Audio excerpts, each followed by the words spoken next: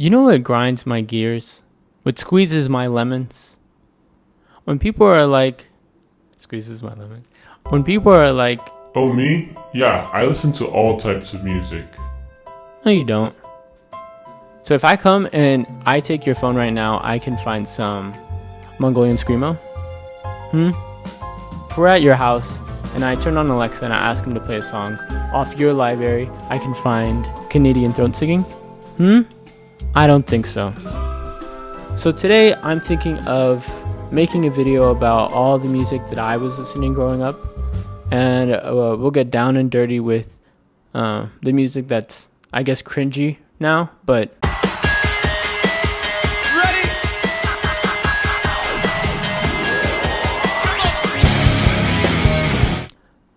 twas when I was a little boy, I remember going to Barnes & Noble's and buying my first album. What album was it? My first album that I bought was Linkin Park Live in Texas. And let me tell you, I was a happy youngster. I remember my parents debating whether or not we should listen to it because of the bad words and stuff. But I mean, music bang. And the majority of the music that I was to at the time was new metal. And new metal now has a feeling to it. But at the time, it would bang. I don't care what anybody says, it worked. It was at the time a good mix between rock and rap.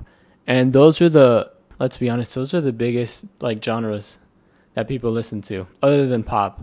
The music that I'm talking about, we're talking about Linkin Park, classic, left an amazing legacy.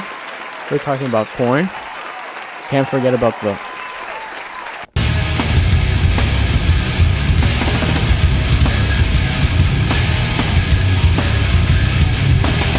We're talking about Limp Bizkit, Fred Durst with the red cap. Good music. And I mean, you'll be surprised, but there's a lot of great hits that came out of that new metal movement. Click, click, boom. I'll be honest, the music at this time was all the music that people were listening to around me. So my older brother would put me onto this. And I mean, we liked it. It was very aggressive. My mom doesn't let me play video games. I gotta do homework? Alright.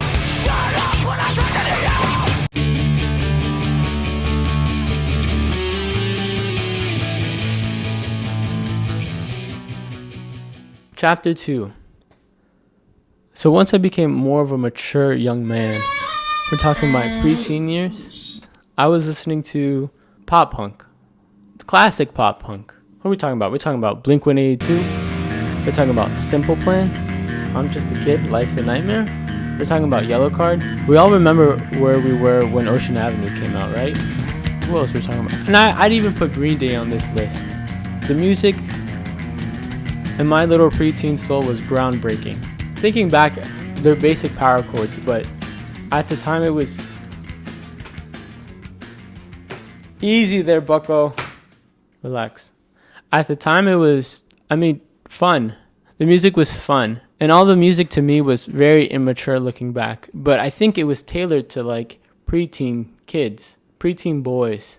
If you look at any Blink-182 live performances, we're talking about poop, butt, and farts. I like the ladies that have a penis and a vagina, but the vagina looks and smells just like a butthole. Like your dad. And that's what was funny at the time. And I embraced this music because it was music that I found out on my own. I mean, everyone listens to pop punk, so you can't cringe to it as much. No, I know that I can't make you stay. Chapter But 3. where's your Mall emo. heart? Oh man, mall emo. It's not real emo. I call this mall emo because there is a whole evolution of emo, and a lot of people don't consider it emo, but it's the emo aesthetic that we all went through. This is when masculinity was at an all-time low. This was sad and frustration. Nobody understands me. Bands that come to mind, you can't forget about My Chemical Romance, The Used, Panic at the Disco, even Fall Out Boy. This is the music that you'd get a band t-shirt from Hot Topic when Hot Topic was popping. You'd wear eyeliner and you get like skinny jeans where your like balls don't fit. Yeah, this was like sad music to be sad about nothing. If I had a resume of music, like pivotal years right here, gain experience right here. Now in like 2021, a lot of these bands that were big in the mall emo stage are like the influences of like people who are big now, like Billie Eilish. But at the time, it was like you walk out of your room and your parents are like, What are you wearing? and everyone's like, oh, music saved my life. But honestly, it was emo music for people in the suburbs who couldn't relate to other people because of their teenage angst. I think we're on chapter 4.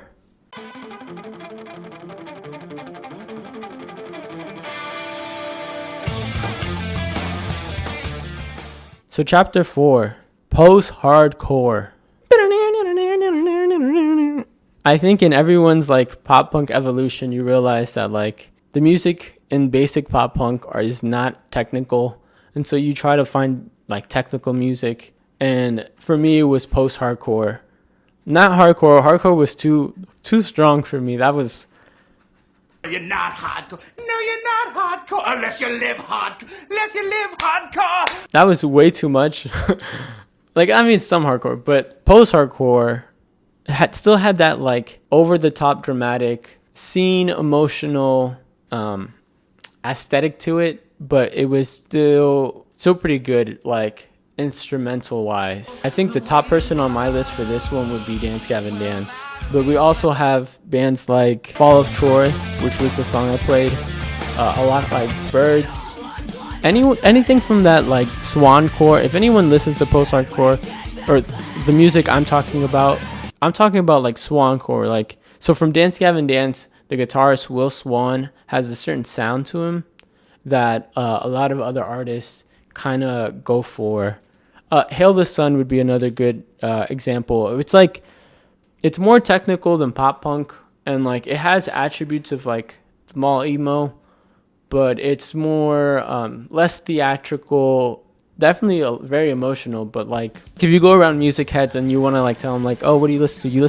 You say this, and they'll put you in a certain category of like, oh, this guy, he knows some music. Not that I was listening to the music because of that.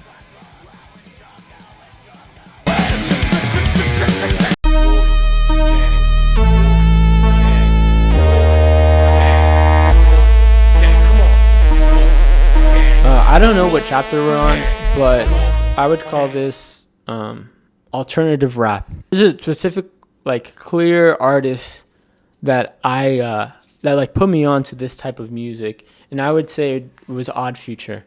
When Odd Future came out, to me, it was like they had enough rock element to it, a lot of like punk element to it, but it was a good fusion of rap coming from the different perspective, or coming from the opposite lens opposed to nu metal. Nu metal was more rock with rap elements, where alternative rap, like Odd Future, was more rap with punk elements. And we see this a lot with artists coming out now, where they're taking attributes of rock and they're adding it to their rap repertoire. So Odd Future, I would definitely say, was putting me onto this. They were doing stuff that was like, oh my god, it was like fascinating. Like when Tyler came out with that, what was it? The like Yonkers. When Tyler came out with Yonkers, to me it was so fascinating because it's something that I've never seen. I mean, I'm still a kid at this time, but like it was so cool to see someone express themselves so differently. But at the same time, when I'm talking about alternative rap, I'm also talking about the South Florida scene in like 2015. I'm talking about Puya. I'm talking about Suicide Boys, Ghostmane, Denzel Curry, XXX. These all came from the same movement, and they all had different sounds to each other, but they were including more rock elements to their rap music. There's so many other artists around that movement or around that scene that I could mention. Not all of them are good, but the ones that I mentioned, I think, are respected enough to include on this list.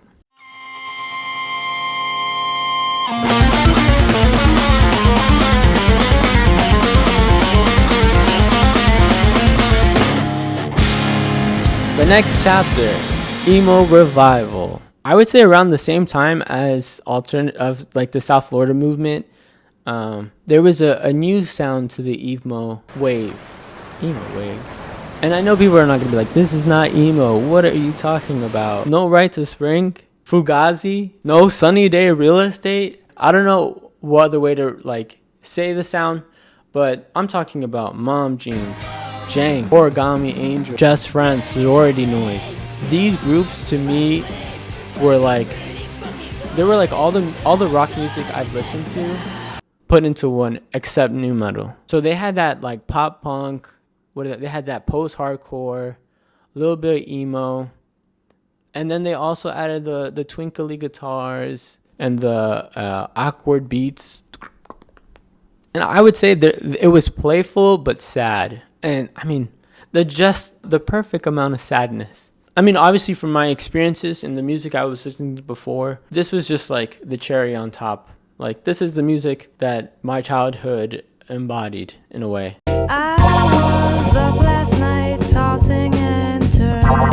Couldn't get to sleep and I slept through the Last but not least, female lead movement. So like, growing up, there wasn't a lot of groups I listened to with female leads. What about No Doubt? Or like Gwen Stefani? Or what about Hayley Williams? Or Avril Lavigne? Or what about Avril Lavigne?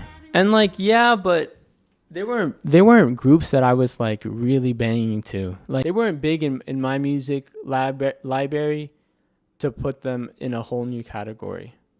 Until now, recently, I've been listening to a lot more female artists. Female-led artists. Let me take this thing off. I'm talking about No Vacation, Japanese Breakfast, Lunar Vacation, and for your more popular fans, Poppy. I think lately, and you could see it even in the mainstream, there's a lot more female artists that are big now. And maybe that's influenced my listening. Yeah, I like this music because it's new to me. They speak about different perspectives. They talk about stuff I never go through, but I respect the experience and the perspective. And I mean, that's the music that I've been listening to lately. And also the lo-fi stuff. People who are bedroom pop, even though I'm pretty sure these people are not making it in their bedroom. Well, I hope that I took you down memory lane, or at least put you onto some music. This is the music that I was listening to. So if somebody asked me, oh, so what type of music do you listen to? I'll be like, check out this video. I'd probably say rock and rap. I hope you guys enjoyed this video. If you want to see more of this content, you should Kilimanjaro that like button and subscribe. I want to also mention that I did not include none of the Spanish music I listened to. I mean, that's a whole nother section on its own. Yeah, this is the music I was listening to.